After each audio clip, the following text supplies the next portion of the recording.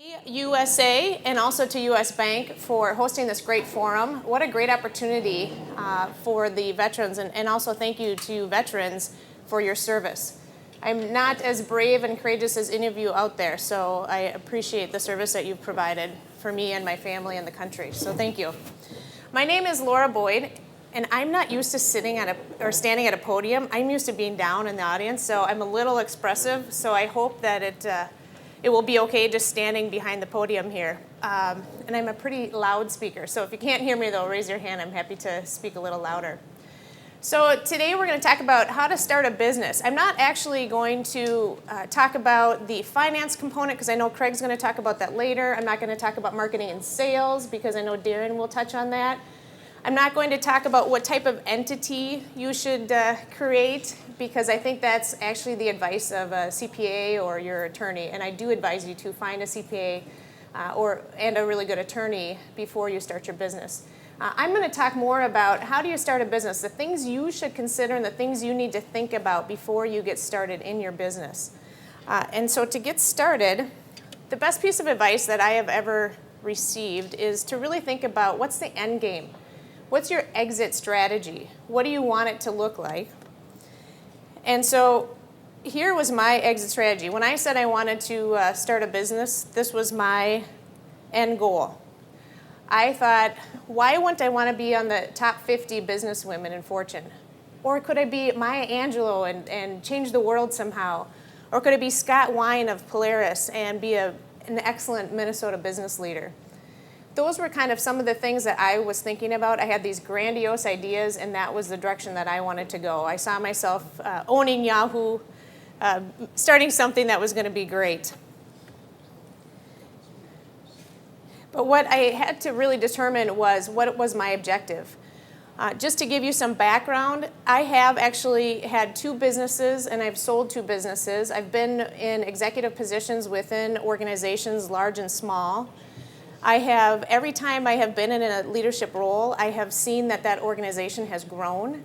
So I felt like those were some of my opportunities and my skill sets. But I really, this time, when I started my business, I needed to take a step back and figure out what was my end goal, what was going to be my objective. And there are many common reasons why people start businesses, but the 3 that stand out is, the first one is income replacement. And a lot of people want income replacement. Maybe they got laid off or they want to have more flexibility. We're starting to see that with the income replacement. We're starting to see more independent contractors. And actually, what I understand is by 2020, we should have over 40% of the workforce will be independent contractors. We're already at over 30%. That's pretty amazing, and I think that's due to a lot of different things. Technology, it's also due to generational. I think that some of the millennial generation is very interested in having that flexibility with their family, yet still providing a really good opportunity for businesses and using their skill sets. The second is passion. That's the other reason people start businesses. They have a passion for saving the world, or saving a small part of the world anyway, whether that's women and children, or it's education, or it's veterans, anything like that, and they will do it at any cost. And so that's typically the second reason why people start businesses.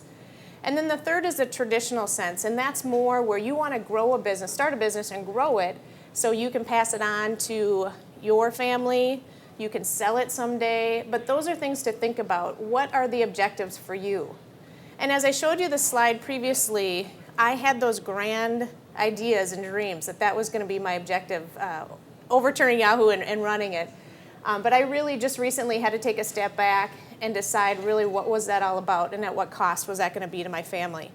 And so those are the kinds of things that you need to think about. I have a 13 and 11-year-old, and I thought maybe at this point in this season of my life, it was really important to have flexibility and stay at home. And work from home. And so what I decided to do was do more of the income replacement. And so I am a consultant, and I work with businesses, and I work with businesses that want to transform from an ordinary business into an extraordinary business. And I focus more on the strategy, leadership, culture, and development. So those are the areas that I focus on. So like the other 42 million people out there, I am an independent consultant contractor. And I'll tell you, I'm 2 months into it. So I don't have a lot of, I've got 3 clients. So that's kind of the start of where I'm at. But it's been really exciting so far. I've been a chauffeur more than anything for my 11 and 13-year-old. But I will tell you that that was something that was really important to me. So I would just really encourage you to take a step back and make sure you understand what your objective is. So in terms of transformational business models, there are 7 principles that you want to use on your dashboard as you're managing your business. And I'm going to go through each of them quickly, but I'm going to focus and get back to the environment and the strategy more, because I think that's the start of your business. Those are the 2 areas that will help you start your business. But in terms of core processes, that's really important to make sure you know how you're going to get your product or service from your group or your employees to your clients. And so that's a critical component. And then also the structure. Structure isn't just about the org chart, the boxes, who reports to who. It's not about that. It's about who do you have in the right seats, who has the right skill set, and who is doing the right things for your organization. And then you have systems. And systems is really important because there's 2 different kinds. One is coordination and one is development. And the coordination of a system that is the communication side. How are you going to make sure that your employees and teams know what you're doing, what your vision is, how to get there, structurally, process, all of those things. So you've got to come up with what's the technology you're going to be using, the communication channels. And then you also have the development. I know Eric did a fabulous job of we talk about leadership a lot, but we don't spend a lot of money on developing our teams. We talk about the management team really needing leadership skills, so we invest a lot of money on the management team getting leadership skills. But it's really important for the rest of your environment to become leaders as to what you think a leader is. So that's the development component of a system. And then the last, one of the last pieces is culture. And I know that Eric touched on this a lot, and I have a passion for this. And one of the examples, I owned a branding organization and for 6 years, and it was really interesting because we decided one day we were going to have a fun committee because we were going to have a fun culture. And all of a sudden we took a step back and said, okay, if we have a fun culture, why do we need to have a fun committee? So now we're forcing the culture to be fun, and we had to take a step back and say, I think if we're going to have a fun culture, the leaders need to show that it's fun and be part of the fun and create things. So that's not really a skill set of mine. I'm not that fun. So it was my business partner was a better person to push that throughout the culture. And then in terms of the results, now that's the nuts and bolts of it all. That is the piece that you have to measure very closely because that is the health, that's the weakness of your organization, and so your results is something that you need to make sure that whatever the results are, that it's matching the strategy that you're moving towards. So those are really important. But today I want to focus on 2 areas, and that is the environment and the strategy. So just talking quickly about the environment, because again, I know that you all are thinking of starting your own business. So what does that look like? What are some things that you should be thinking about? So in terms of an environment, you have to decide what are the current market conditions. What is helping you or hurting you in your startup business? And who will be your key customers? Who are you looking at saying, yep, this is the kind of person I want to work with. These are the clients I want to work with. These are the organizations I want to work with. So who will be your key customers? And then who are your key suppliers or partners? I know for my business, I need to find partners because I'm not going to be able to do the web development like Darren Lynch's company. I'm not going to be able to offer the legal advice like a law firm. So you really need to find who are you going to be your suppliers and your partners. Now the key part of that is that you want to make sure it matches your ethical beliefs, your sense of urgency, because when you refer somebody to a partner or you're relying on a supplier, you want to make sure that it's in line with what you're doing and what your beliefs are. Because there have been a lot of times where I've referred somebody and they have fallen down on the job, and who does that look bad on? Me. So it's really important to find those very good partners. And then who are your key competitors? We'll talk a little bit more about this in the presentation, but you really need to take a step back and figure out who are your competitors. It's interesting because I think when we think of competitors, we think of exactly who is doing the exact same thing we are, but it's typically not your true competitors. It's everything else. So when I talk about my business and working with businesses that want to transform into exceptional organizations, I'm actually competing with leadership development coaches, I'm competing with training and development, I'm competing with Eric. And there's just so many different pieces that it's not exactly a consultant that's out there working on organizations, because there's only one pot of money and you all have to compete for those same dollars.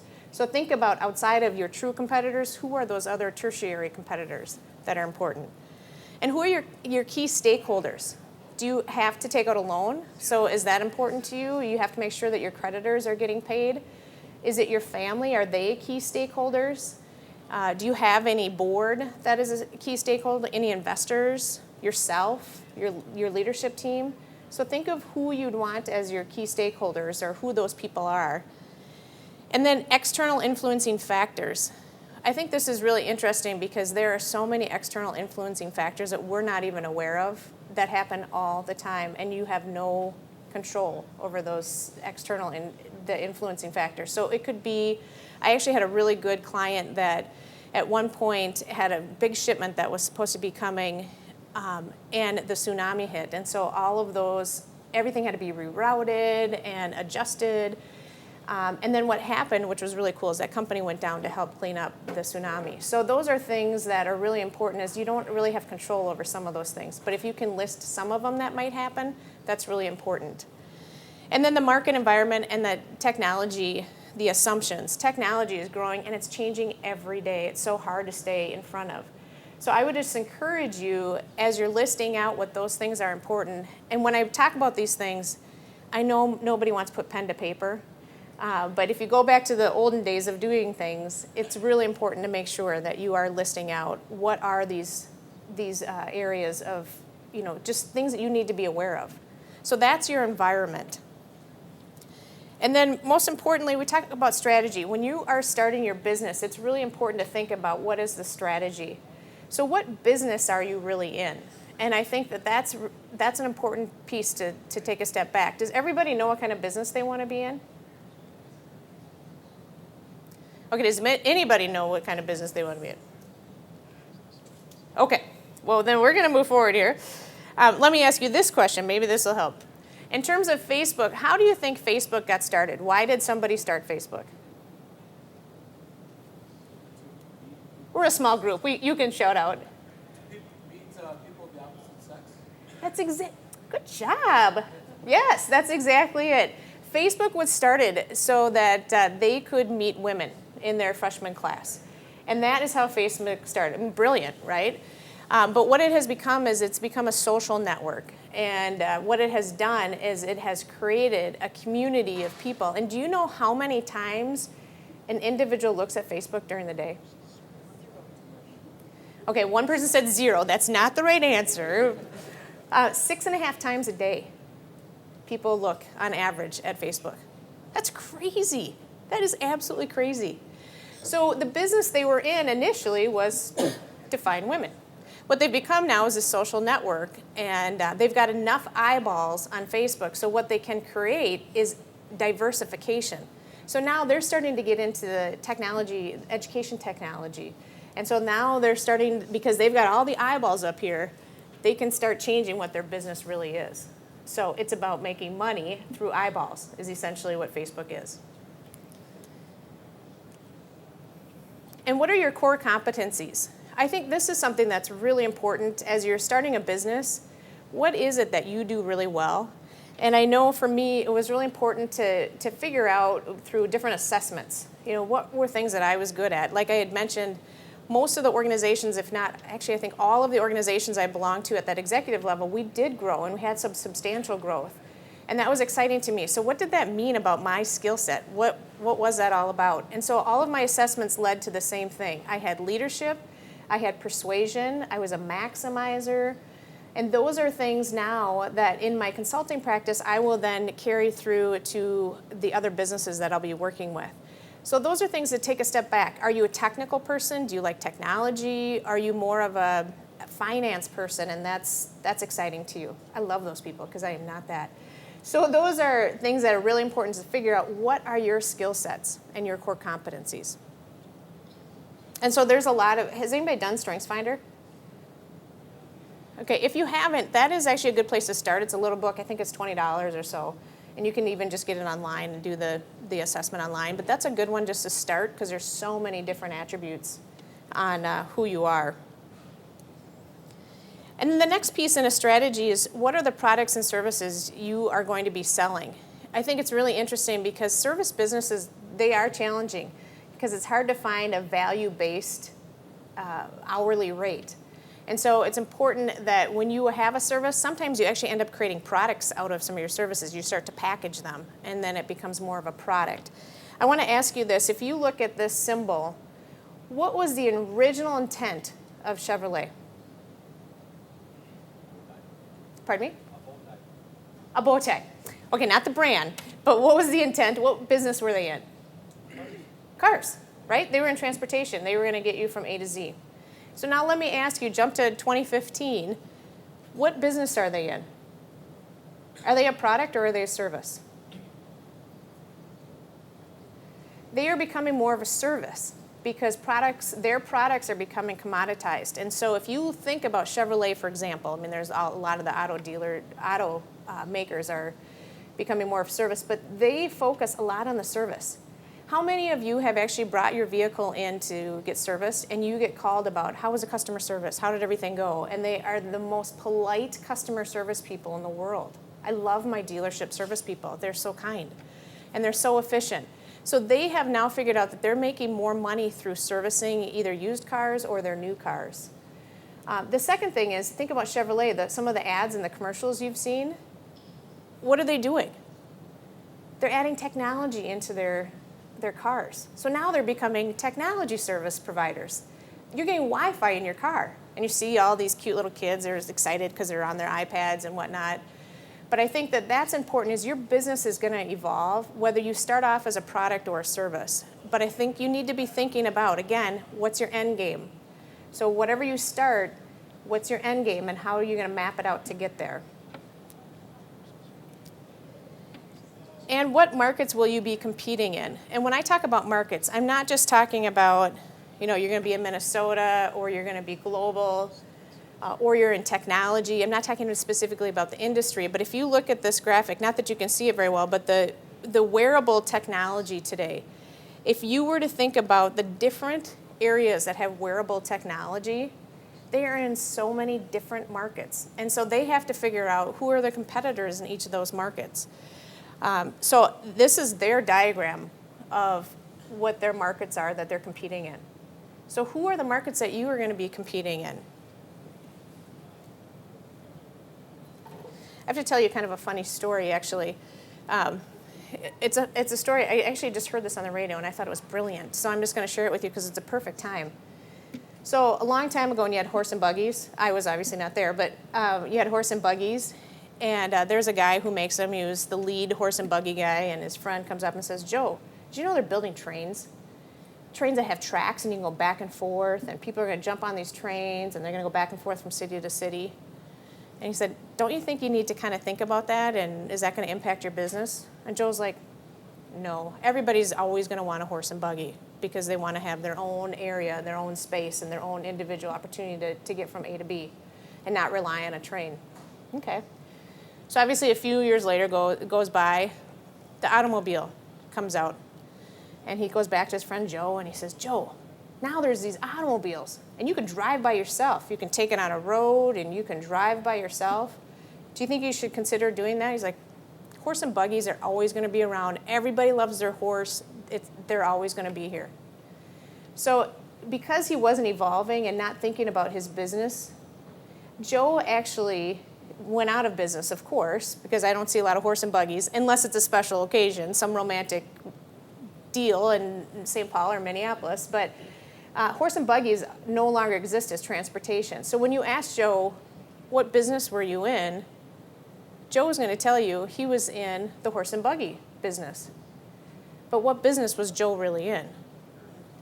Transportation. Absolutely. So he had to think about what was going on in his industry and what his true business side was. So those are things that he worked on, or that he should have worked on, that would have helped him out a lot. And so what are the key industry success factors? There are a lot of different resource opportunities. Has anybody been to the James J. Hill Library? That's an amazing reference library. If you need anything from economics or you're trying to create a database, that's an amazing opportunity for you then to tap into that. What's going on, economic indicators in that industry, and they will help you. They're great client service. I know mn.gov is another one, and I think the veterans, y'all have a website too that's very helpful. I went to that last week as well. Minnesota State Chamber of Commerce, they have a Grow Minnesota program that can help if you're trying to start a business or trying to figure out what your economic indicators are in your industry. So I would actually, before you start your business, really do some research. I know it's so exciting to get started on a business, but if you don't take a step back and start looking at some of the economic indicators for the industry that you want to go into, you might be very frustrated and it might be really challenging to move it forward. So be thinking about that. And then how will you differentiate yourself from your competitors? Those are key things. And again, I'm asking you to really take a step back and write these things down. Put pen to paper on these. Because how will you differentiate? When you think of this, when you think of Walmart, what are some of the attributes that come to mind? Big. I'm sorry, what'd you say? Oh, I thought you said something. Big. What else? Discount, low price, everywhere. That's what you feel, right? But when you think of this, think of Nordstrom. What do you think of when you think of Nordstrom? Quality, high quality. What's that? Boutique. Specialized. Service. I'll tell you, I don't shop at Nordstrom, but I did go in there one time to get a suit, and they were impeccable. They altered it. It was all fancy. I mean, it was quick. They were so good to work with. Now, do you think if I went to Walmart to look for a suit that I would get that same service? I don't even know if they have suits. I should probably know that, but they have bathing suits. Yes, they do. Actually, they have shorts for $3.99, and they're awesome. So anyway, that's a little side note. But so those are things to think about. You've got to think about the quality, the service, those kinds of things. And then when you think about Jiffy Lube, what kinds of things do you think about Jiffy Lube? What's the first thing that comes to your mind? Quick. You're in and out, right? You got 30 minutes, you're in and out. You don't have to set up an appointment, so you got an hour to spare someday. You go in, it's quick, and you're out. Now, when you think about dealership oil changes or services, it's a little more fancy. This happens to be a Lexus dealership. But they're all about service. And obviously, if you look at their lobby compared to the Jiffy Lube lobby, it's completely different. They want you to stay. Right? Because they also want you to look at the other cars that they have. I don't know, every time I go get an oil change, for some reason I end up looking at new cars. I don't know why, but it's just something, and I like the smell, maybe that's what it is. But so those are things to really think about is, oops, sorry about that, is you've got to think about the speed, the quality. Are you going to have a better selection than somebody else? Are you going to have more convenience? Now, one thing I'll tell you a story is, are you all familiar with Quick Trip? Quick Trip, they're just an amazing company, and they've done some amazing things. They're actually right out of Wisconsin, a really good company. And the interesting thing about Quick Trip is that they were about gas, right? Again, you go back to what business are you in? Well, we sell gas. That's what we do. That's not really what they do. They're about convenience and providing different, quick things to go in. And did you know they actually make more money on people going into their store than they do on the gas, of course, right? So the cool thing about the Chanhassen Quick Trip is they have chicken now. That's awesome. For me, as somebody that's working outside the home, like, I'm going to get some chicken. I got to get some gas and some chicken, and it's perfect. And I know that because of the quality of their company, that chicken is very good chicken. They don't put a bad piece of quality out. And so I love Quick Trip, as you can tell. But what they've done for me is they've provided convenience, service. There's this woman named PJ. She's always giving me samples. They also give the good quality, all of those kinds of things, and that's important. So think about your business. What is going to set you apart from your competitors?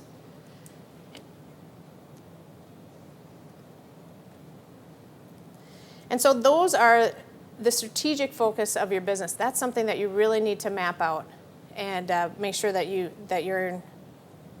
have it down on paper.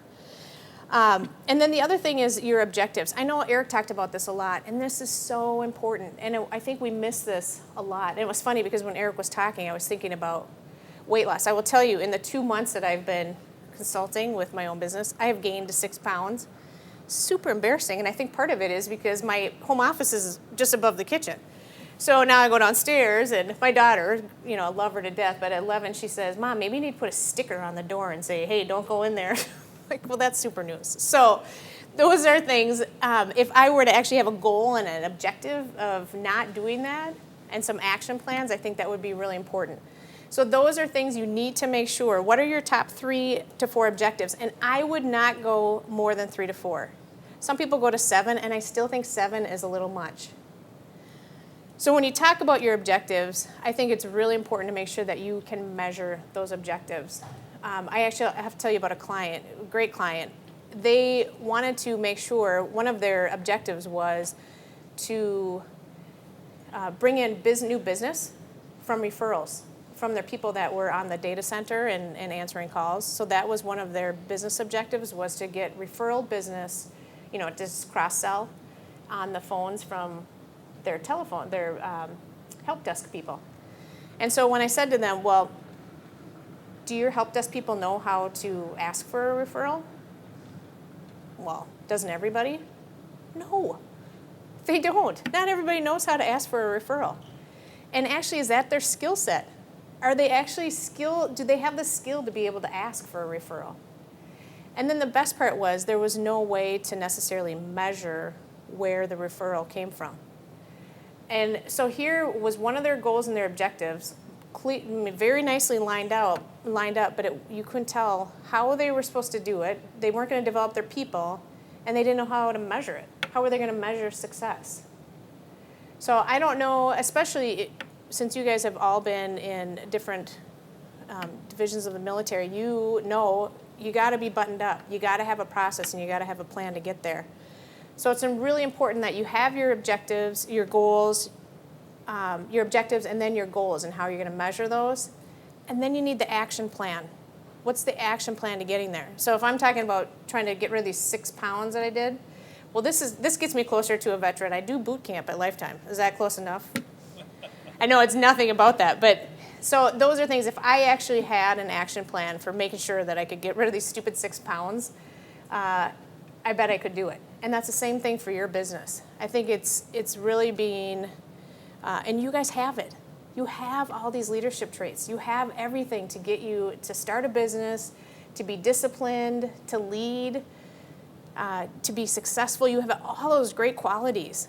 And so if you want to start a business, go for it. But just make sure that you've got all of these other pieces in place and that you know exactly where you're going and how you're going to get there. And I'm just going to leave you with this last slide here. These are all the questions I asked, so you can have it. But here's the last slide. If you don't build your dream, somebody else will hire you to help them build theirs. And I think that's really interesting. And for me, when I was starting, when I decided that this year I wanted to start my own business, I looked at 42 businesses over the past year, and I put 2 letters of intent down, and then that's when I had to take a step back and really figure out what was my objective. Was my objective really to have, let's take over Yahoo? Maybe. But was my objective really, what was that all about? So go back to that starting point and figure out, why are you starting your own business? Do you have a better product, a better service opportunity, a better quality, more opportunities, more resources? So what is that all about? Is it because you want to start your own thing? Because you don't want to share somebody else's dream, you have your own dream? So those are things to think about as you start your own business. So I'll leave you with that today. Do you guys have any questions? They wanted me to leave about 10 minutes for questions, so I'm happy to answer any questions. And just so you know, sales and marketing is my background, so if you have questions about sales and marketing, I'm happy to answer those as well. For your business, what is something that keeps you up at night? For my new business, my current business, my 6 pounds, no. What keeps me up at night is a tool. So I'm used to going into an organization, and I am part of the organization. And so as a leader, I can motivate my team. But how do you do that from the outside? And so what tools will I have to be able to help those? Because you have to remember, my second business I had was in sales and marketing. It was a brand agency, so we were full service marketing. So we had all those tools. I could create a website. Here's your website. So it's more about that intangible. How am I going to make sure that they get value out of this, and can I actually move the needle on their leadership and their growth? What's some good points about hiring your first employees? That's a great question. What's some points on hiring your first employees? This is one thing that's really important, is to find out what the skill sets are of the position that you have available or what you need. And then do assessments. I would do an assessment before you hire anybody, because you all know that when you hire the wrong hire, it costs you 30% more than making sure that you actually just did an assessment and hired the right person. But in terms of hiring your first employee, what happens in a small business is that you end up being everything from the bottle washer up to the leader and actually the hostess, all those kinds of things, right? You're being the finance person, the marketing person. So what I would recommend is that you start with a goal in mind. So when you hit 50,000, let's say, is your goal, that's a point when you want to hire somebody at a part-time level, maybe to help you from a coordination standpoint. Or what I would tell you is hire somebody that has skill sets that you don't have. That's what I would tell you. And for me, it's going to be all organization. I have terrible ADD. So my first hire is going to be somebody that I can just say, Laura, here's where you're going. Just directing me and just keeping me focused and organized. That will be my biggest challenge. So I would say, first of all, figure out what that is. Put a goal in place of where you want those revenues to be at that point, and then hire the person. Mm-hmm. Good question. What else? Well, then I'm going to ask you, is somebody close to starting a new business? You are.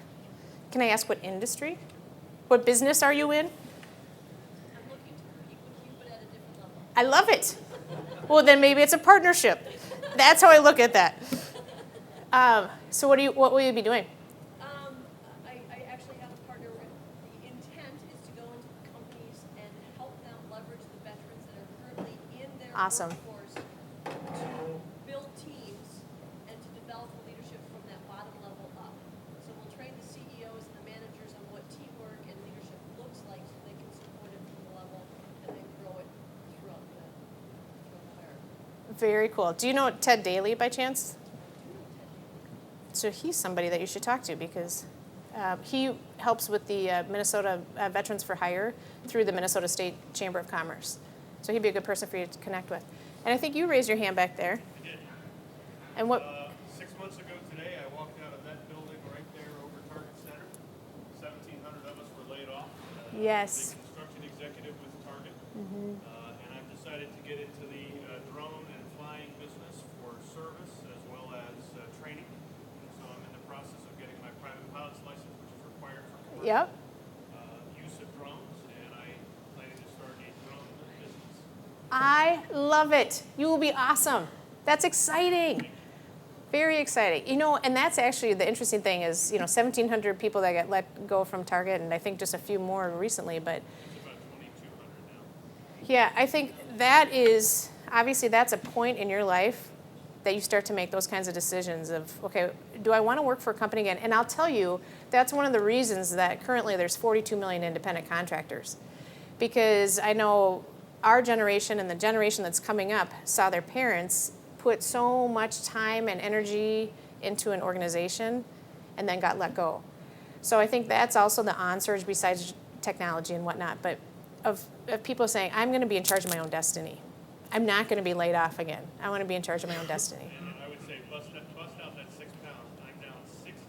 Oh, I left. great.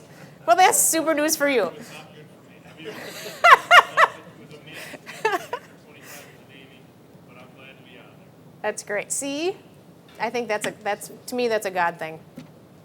Those kinds of events, those are God things. And so this right now will be your new season. This is your new season, your new chapter. Very exciting. Congratulations. What else? What other businesses are out there that y'all are starting? I'm not from Texas, by the way, but Tim. I started a business called American Workshop, and it's an open to the public wood shop, and we're expanding, Okay. and that's why I'm here just to hear a little bit. Veteran owned, I own it. Yep. Now branching out to other parts of the country. It's a place where you can learn how to be a woodworker and things like that. Actually, and aren't you working with the school districts? We work with schools. I've heard of your company. See? Look good. There's the awareness piece. Good. See, you're already at the top rung of a marketing plan, which Darren will get into. You know, Yeah. very well. Yeah. Oh, yes, you do know Darren. Okay, yes, this is all coming back. I know you. You don't know I know you. Is that okay? So, it's all, see, this is all the networking. This is the community of Facebook, but we're doing it in person. What other businesses are there that y'all are starting? What about manufacturing? Anybody thinking of going into manufacturing? I'll tell you, manufacturing today, being at the state chamber, we got to see so many cool companies that had manufacturing, and manufacturing is not like we used to think it was with, you know, the big mask and you got fire going everywhere. It's all digital. It's so cool. So some of these kids that are in high schools now, if we can actually teach them to think that it's cool, they would actually go into more manufacturing, because we still need manufacturing, because that's how things are built. So that's my plug for manufacturing. What other businesses are you all thinking of going into? How many of you are thinking of being an independent contractor or consultant? And if you're competing with me, don't do that. I'm kidding. Then we become partners. It's not a competition. So just a couple. That's interesting. What other businesses? What about this table? What are you guys thinking of? What kind of exciting things do you have? What do you think about franchising as opposed to starting your own business, like advantage, disadvantage? You know, Stephen, that's a good question. He asked, what do I think about franchise versus starting on your own? I think franchises are great. I think starting on your own is great. I think the one challenge with franchises is you need the franchise owners for the first 1 year to 2 years, because they're training you, right? They're getting you all up to speed on all their processes and how to, sales and marketing, they're helping you with all that, and you need that. But then about 18 months, 2 years, you're like, I don't need them. And so what's happening is your revenue is going up, and their royalties are also, their percentage of royalty is going up too. So that's where it gets a little challenging, is if you truly need them, then I would definitely do a franchise to get started. But just make sure that you have an attorney look at that contract, because you don't want to be bound for 15 years, 10 years. I mean, I would say a top would be 5 to 7 years. If you can stomach that, okay, my attorney would get so mad at me, like I'm just giving advice like that. But that is one thing. Make sure your attorney looks at that contract to make sure that it's buttoned up with the timing that you want. That's a great question, though. Any other questions?